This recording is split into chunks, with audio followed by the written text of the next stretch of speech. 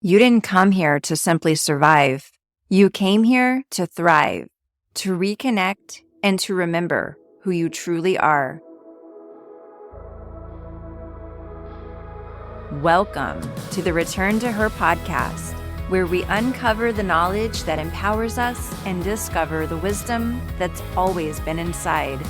Here, we blend spiritual insights, modern psychology, and embodied wellness practices to help us realign all aspects of our being, body, mind, and soul. This is where science meets spirituality and true wellness becomes our way of life. I'm Cassie Dalton, yoga teacher, energy worker, holistic coach, and intuitive guide. While I'm still walking my own wellness and spiritual path, my mission now is to walk beside you as you return home to your most authentic and empowered self. Now is the time to return to her. The content shared in this podcast is for informational purposes only. It is not a substitute for professional advice, diagnosis, or treatment. Please consult a qualified professional for any personal health or wellness concerns. Now let's dive into today's episode. Hello again, everyone. Welcome back into the Return to Her podcast. I am so excited to talk to you guys this week. Actually, I'm going to take that back. So the word excited doesn't really fit, if I'm being honest. Today's been one of those really low energy days that it's been really hard for me to get motivated to do anything. And I feel like all day today, it's mid-afternoon at this point, but all day today I've just been thinking, I've got to get some work done. I need to work on my blog. I need to work on my website. Oh my gosh, I've got to record an episode because I need to get it out for tomorrow. And the more I think about all the things that I need to do, the less energy that I had, the less drive that I had to do anything. And I think it's just because I'm in one of those places, I don't know, maybe energetically, I've been putting a lot out there. That's just, I need to give myself time to balance, and I need to give myself time to rest and be away from people and be away from things that need doing and instead just allow myself to be. So I've done that pretty much all day today. And finally, at this point, it's 4:21 p.m. Saturday afternoon, when I like to have my podcast published every Sunday at 12 a.m. At this point, I finally was able to get out to my building and turn the computer on and get started. So I am grateful that I have the opportunity to sit with you guys this week to share from my heart what feels like needs to be shared. Last week, I was inspired to talk about the things that we can do to help cultivate a deeper relationship with our soul, with ourself, with our source, our divine source. And the first thing that I wrote down on my list was meditation.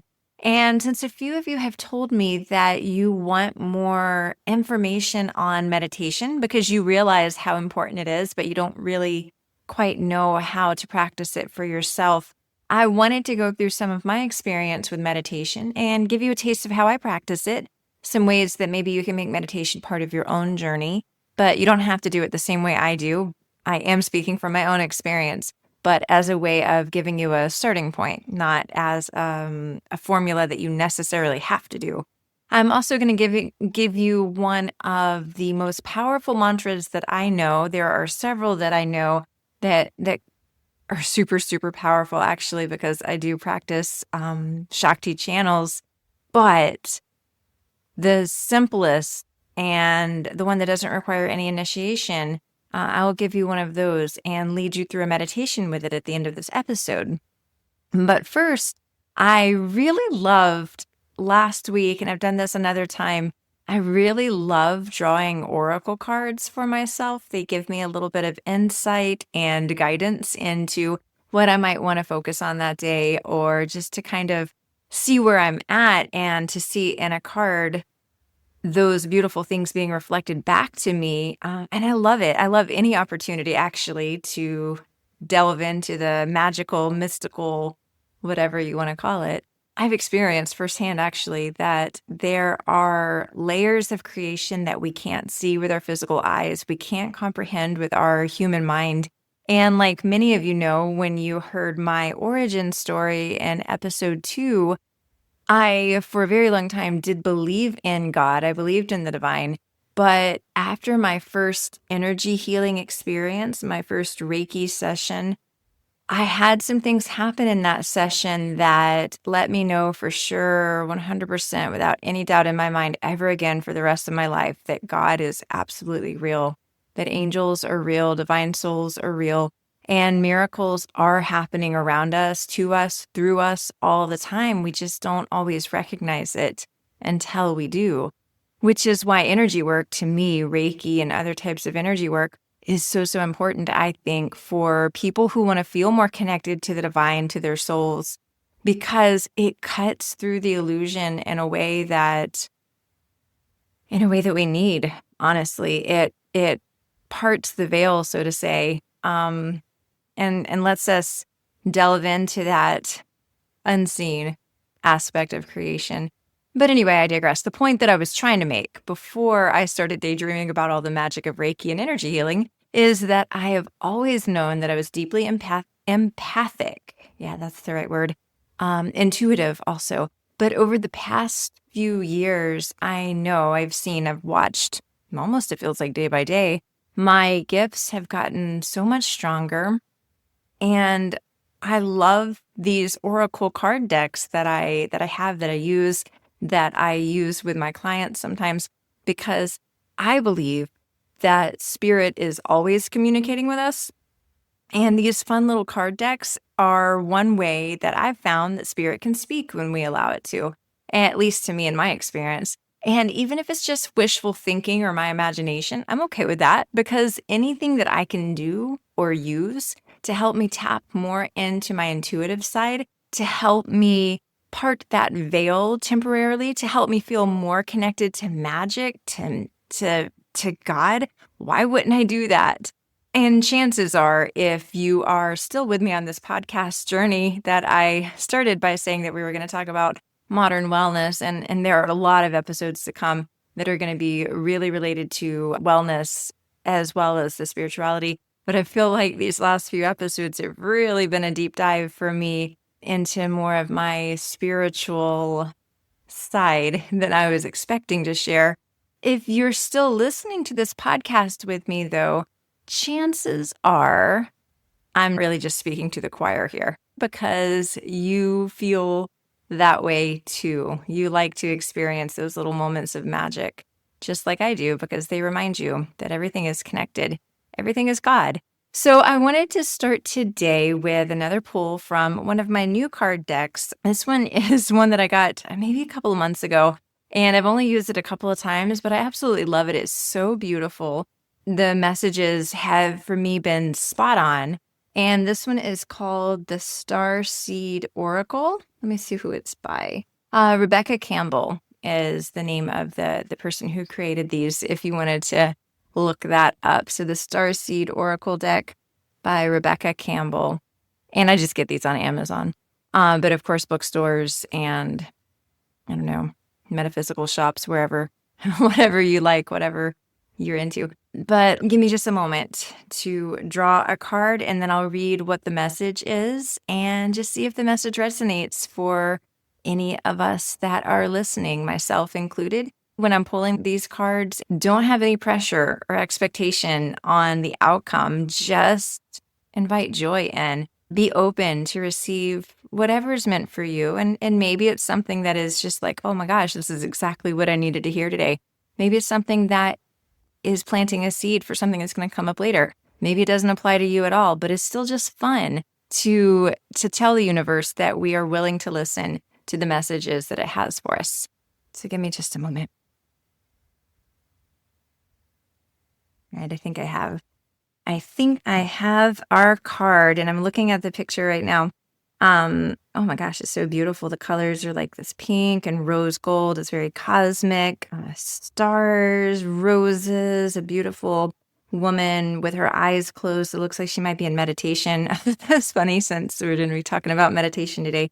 All right, so this one is called The Cosmic Heart, and the little subtitle below it, Devotion, Potency, Make Your Life a Moving Prayer. So with this beautiful card deck, actually, it comes with a little book to give you a little bit more about the particular card that you drew. So give me a moment to get that open. Okay, The Cosmic Heart, Devotion, Potency, Make Your Life a Moving Prayer. When you surrender to a state of devotion, you find yourself flowing with all of life. You're being called to refocus your attention deep within, to the intelligence of your own heart, to bow with deep reverence to your inner temple, to live your life in devotion to this place, to make your life one big, moving prayer. Perhaps you felt a bit off kilter lately, sensing that the potency of why you're doing things has gotten a little watered down or weak. Perhaps you've forgotten what made you start doing them in the first place.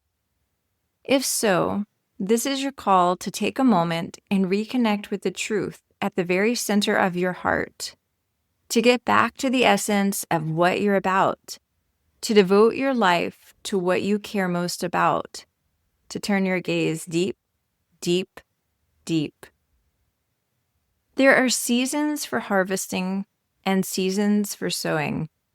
Right now, you are being called to plant your soul's seeds and sing to them with deep devotion, to feed them with the sweet waters of your own soul, to lose yourself in the potency of what is that most expands your heart, to live your life according to what makes you come alive rather than what everyone else thinks, to make your life one big moving prayer. So how can you make your life a moving prayer? And I really love that, honestly, because I feel like in my own life, it has become a moving prayer every time that I teach yoga. For example, I ask the divine to move through me, to speak through me, to let this be in service of others. And by doing that, it is like a prayer in its own way. This podcast perhaps could be a moving prayer. So think about how that might apply to your own life if that inspires or if it resonates. All right. So now that we did that, that was really fun. I really enjoyed that. So thank you guys for coming along on that ride with me. Getting back to the episode, what we were going to talk about is meditation. And I wasn't always a meditator. I've been in the yoga world for quite a while now, and meditation is part of the 8 limbs of yoga, but it really wasn't what I focused on. I'd taken a lot of workshops also during my yoga teacher training. They included mindfulness, mudras, meditations. I learned a whole lot. I practiced a whole lot of different types, but I never did it consistently. I never had my own consistent practice until 2020. And this was before the COVID shutdowns. This was right before the pandemic swept through and changed everyone's life. But when I went to India in January of 2020, and I met my now teacher, Ramakrishna, and remember, I wasn't searching for a teacher. It happened that way. And I learned through him. There were a lot of teachings from his guru, Sri Kaleshwar, or Swami, we sometimes refer to. And I say his guru only because I feel like that word, I don't know, the word guru, it's become a little, I don't know how to say this, maybe bastardized or tainted.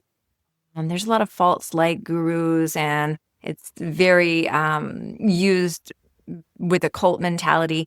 And if I'm being honest with you all, I do feel that Sri Kaleshwar or Swami is also my guru. He's the main branch of the knowledge that I study. And he is a divine soul who I feel strongly connected to and always has my back.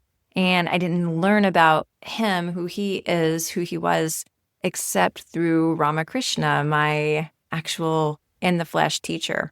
So Swami Kaleshwar is no longer in the world as a human being. He's now a soul, but I still feel very strongly connected with him, just like many of you feel very strongly connected to Jesus or Mother Mary. as do I actually. I didn't want to be dishonest though when I said that Ramakrishna is guru. He's also my guru. So there's that. And speaking of word choice, I also just wanted to address the use of the word teacher. That's what guru actually means. There's a guru, there's Sadguru, different distinctions. I think that I will do an episode about that because I think it's fascinating. But teacher is the main point here. And I've mentioned a lot of teachers in previous episodes. You might not have realized that though, because I say my teacher this or my teacher said that. Actually, I have so many teachers that I don't normally say their names in the episodes, but they span all different branches. So, I have a Reiki master who I consider my teacher, and she was my first yoga teacher as well. I have my current yoga teacher who I went through yoga teacher training with and still am inspired by and do workshops with. I have my Ayurvedic teacher that I spent a year with working through different principles of Ayurveda and applying it through the 4 seasons. So I've got a lot of teachers, and hopefully that doesn't get confusing when I say my teacher this and that. I'm not just talking about one person necessarily every time. But through my teacher Ramakrishna, the one that I met in India and the one that connected me with Swami Kaleshwar, I learned how to meditate, like I said last week, using mantra repetition. We call that japa. And I learned dozens of Sanskrit and Telugu mantras that Sri Kaleshwar taught from ancient palm leaf and Vedic knowledge. Some are very long, some are very short, all very powerful and with different intentions behind them. And working with Ramakrishna privately and in group settings, I finally became a consistent meditator. And I think since the beginning of 2020, I can count on only one hand the number of days that I've gone without meditating. There are so many parts of my journey that have led me to where I am right now, so many parts that are integral. But daily meditation, that has been the container for my growth, my journey, my evolution, my intuitive and spiritual gifts opening up more and more every day. The magic that I see and feel in life, the healing energy that comes through me when I'm working with clients. Even as I'm doing these podcasts, I know this energy is coming through for those that are listening. So meditation is kind of a big deal in my life. And there are so many ways to meditate. And honestly, I do practice several different styles of meditation. So japa or mantra repetition, it isn't the only type of meditation, but that is what has worked for me the most powerfully, the most consistently, because the mantras that I use are bijas or seed syllables, as well as powerful high vibration words and names that connect with different aspects of divine consciousness. And the thing that I love most about this type of meditation is that you can use these mantras regardless of your religious beliefs because they are vibrational formulas and codes. You don't have to be a Hindu or Buddhist to draw divine energy from them. I think of it like our bodies are radios or antenna, basically, and divine energy is all around us all the time. But we can't necessarily perceive it because we're not tuned into it. Just like you can't physically hear all the sound waves of the radio stations that are broadcasting in your geographical area, but the moment you turn your radio on and it's tuned into one of those stations, tuned into one of those frequencies, then you can hear it. But that doesn't mean that the music isn't all around you already just because you haven't turned the radio on yet. It's always there. So these mantras, especially these Sanskrit mantras that are ancient, are basically the different songs, the different channels that are playing through the radio. When we, the radio, tunes to them, whichever it is that we're focusing on, whatever particular formula or mantra, by chanting and repeating that mantra over and over and over again, you become more tuned into that divine energy that's coded into the mantra. And you get just, in my opinion, a little bit more connected to the divine. I hope that this is making some sort of sense to you guys. If you've never done this style of meditation, I just wanted to tell you that because that's why, at least in my experience, the meditation that we're going to do today can be really powerful. And like I said, it's not the only way. You can sit in silence and not repeat a single mantra. And eventually, you're still going to tap into cosmic divine energy because the mind has started to settle down. And cosmic energy is all around us. It's within us. We are that. So the more we quiet that thinking mind down, the more we're able to feel that. But for me, it's just this mantra repetition gets you there a little bit faster. So that's all I was saying with that. And because there are so many mantras to choose from, if you wanted to try this style of meditation after this episode is over, I encourage you to explore, to research, or you can even book a session with me. I can teach what I know in a deeper and a more individualized way than I can do for a general audience. But today, we'll just focus on right now. I wanted to give you all this powerful mantra to start with. I'm going to go over the mantra, why it's powerful, and then we'll do a little meditation practice with it.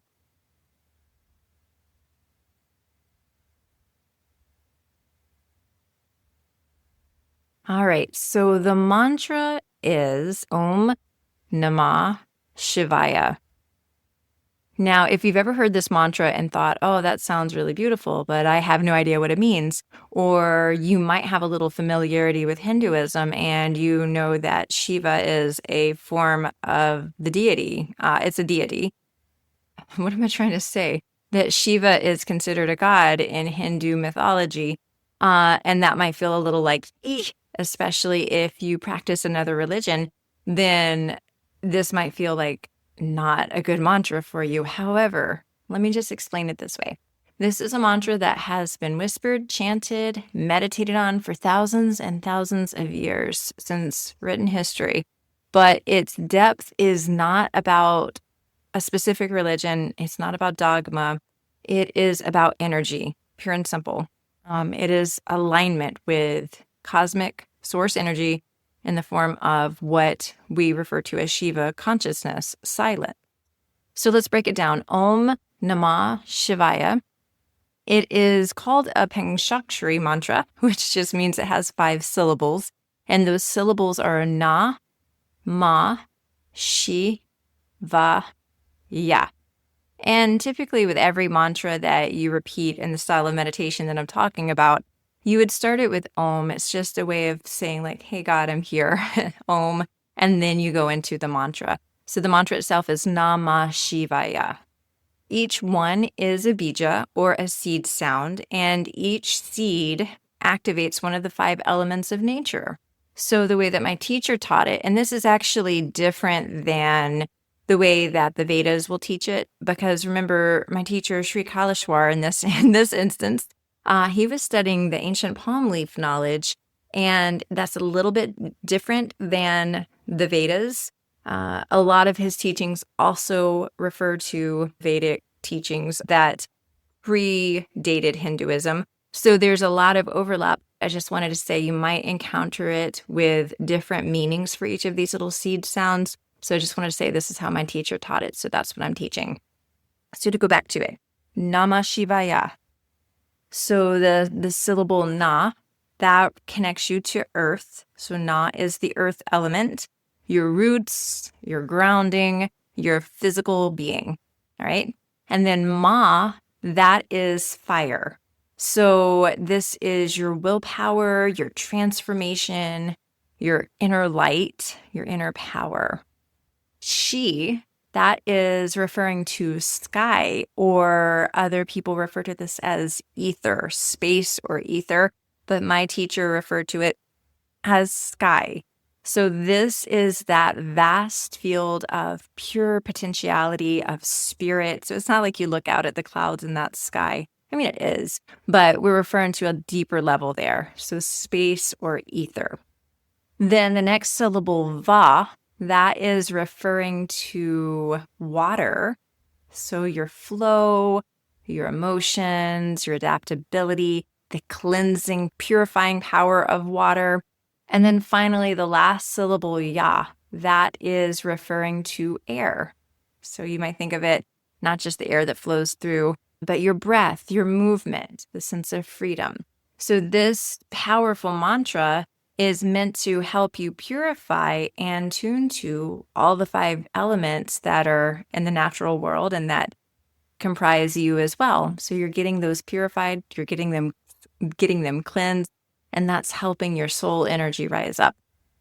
When you repeat these syllables, either out loud or silently, you're not just saying these really pretty words in a nice melodic way. You are literally, at least the way that my teacher teaches it, you're realigning yourself with those 5 elements, the very fabric of our physical existence in this creation. You are harmonizing your energy with the natural world. And in doing that, you create this kind of sacred resonance in your system.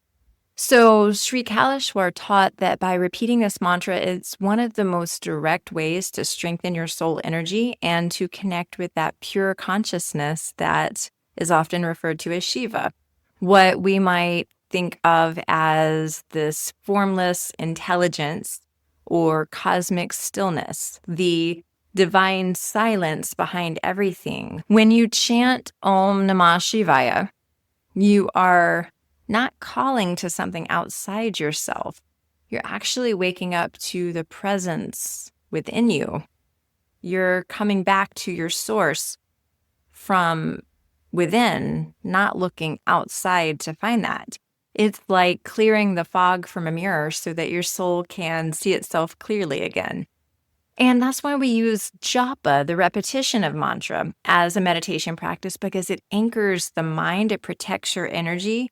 Over time, it quiets the inner noise so that you can feel that stillness, not just around you, but actually recognizing it as you. To do it just a couple of times can be powerful, but it's not nearly as powerful as repeating it 108 times, or sometimes 1,008 times, or sometimes 10,008 times, depending on what practice you're doing. So today, I'm going to guide you through a meditation using this particular mantra. You don't have to use it to get the benefits of this meditation. If it bothers you, feel free to just skip it. If you just resonate with the sound Om, you can repeat Om to yourself over and over again. Or perhaps you have a prayer that feels really good to you that you would rather use instead of this one. So feel free to skip this one. I just wanted to teach it since that's what my teacher taught me. You also don't have to know Sanskrit. You don't have to believe anything that I believe in order to reap the benefits of doing this meditation. So just show up with your breath, your curiosity, your willingness to reconnect with the silence within you, that cosmic silence that is ripe with all sorts of potentiality. And we'll get ready to begin. So I will say, if you're walking or if you're driving, you can listen to the cues of the guided meditation that I'm going to go through, but it will definitely serve you best if you, when you get back home, if you can find a space that's kind of quiet, you might just make a little mental note to come back to this and do the meditation then, so it will really serve you best. Okay, so we're going to get started. I'm assuming that whatever it was you were doing, you are now putting that down for just a moment, maybe about 10 minutes. Oh, I'll go ahead and say this actually. Instead of ending the podcast like I normally do with my little outro that's got the music and, asking you to share the episode, I'm going to go ahead and say this now. If you really enjoyed this episode, or if you enjoy the meditation that's coming up, please share this with someone who might benefit from it. If you would like to support this show, I don't know if you guys realize this, but every little platform that I am on in order to be able to do this podcast, I use 3 different things together so that I can put these episodes out into the world. It actually does cost me money. If you feel the desire to contribute to help offset the time and the energy and form of money that I put into producing this show, it'd be really awesome if you could just go to the show notes. There's a link there that says support the show, and you could give a small monthly donation just to help me offset that time and energy, so that I can continue to do this and continue to be uplifted by it. just as much as I hope that it is uplifting all of you. So I'm not going to do that little outro. What I'll do as I finish with the guided meditation, I'll probably stay on and just focus on the mantra myself, but eventually I will just stop the recording and that will be the end of the podcast episode. I'll try to give you guys at least a few minutes of quiet before I do that, because your settings on your podcast player might be that they just immediately go to the next thing that is queued up, and I don't want it to jar you. All right. So let's just take a moment. No matter what time of day it is, we're just going to let ourselves start to settle into the energy of the time of day. That might sound strange, but just allow yourself to sit and feel into the energy around you. Feel into the space around you, the vibrations that are coming to you from the furniture, the walls, maybe the noises that you hear. It doesn't have to be completely silent in your space. In fact, it won't be. So we are making the commitment to ourselves right now that no matter what is going on in the space around us, we don't need to get pulled into that. We don't need to get distracted or disturbed by it. We're just going to allow it to all be. As we feel into that energy, we're allowing everything to be as it is right now.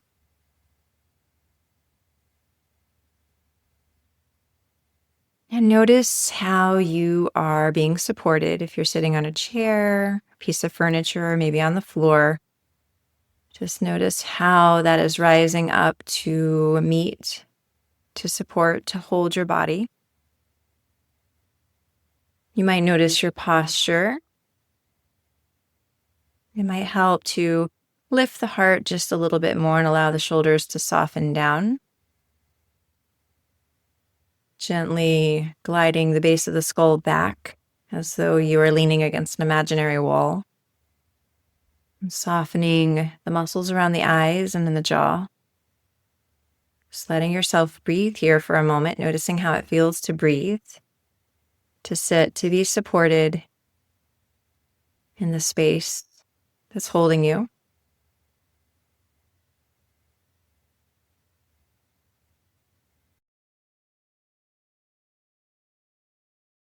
So let's take a few deep breaths in through the nose, noticing as that breath comes down into the lungs, filling them up. Noticing the exhale, how it sounds, how it feels, how your body moves with each breath in, each breath out. Just becoming aware of these things.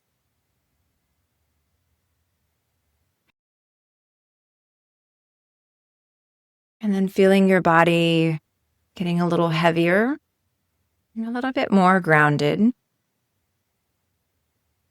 Starting to send awareness to the mind space, the head space. Not in a way where we're trying to fix or change, just observing the mind for a moment. Sometimes our mind feels like a snow globe that has been shaken up. And the longer we sit still, letting the body soften, observing the mind without attaching to anything that it has to say, the snow globe starts to settle. Just allowing that to settle without trying to force it. Even taking a moment here to thank your mind, but to let it know that it can take a little break. It doesn't have to be vigilant right now. It doesn't have to try to keep you awake or alert. It can simply take a little rest.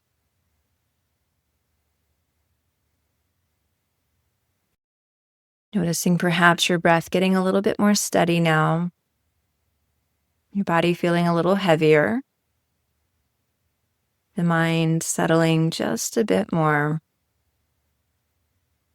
We're going to start to put the mantra to the mind to give it something to do, while also generating that vibration of God consciousness, of cosmic awareness, of that potent silence within and around us. So remember, you can say these words out loud a few times. I'll say them a few times to help you get into the rhythm.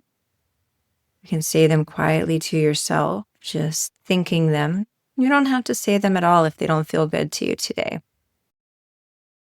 Om Namah Shivaya. Om Namah Shivaya. Om Namah Shivaya. Om Namah Shivaya. Om Namah Shivaya. Om Namah Shivaya. Om Namah Shivaya. Om Namah Shivaya. Om Namah Shivaya. Om Namah Shivaya. Om Namah Shivaya. Om Namah Shivaya. Om Namah Shivaya. Om Namah Shivaya. Om Namah Shivaya. Om Namah Shivaya. Om Namah Shivaya.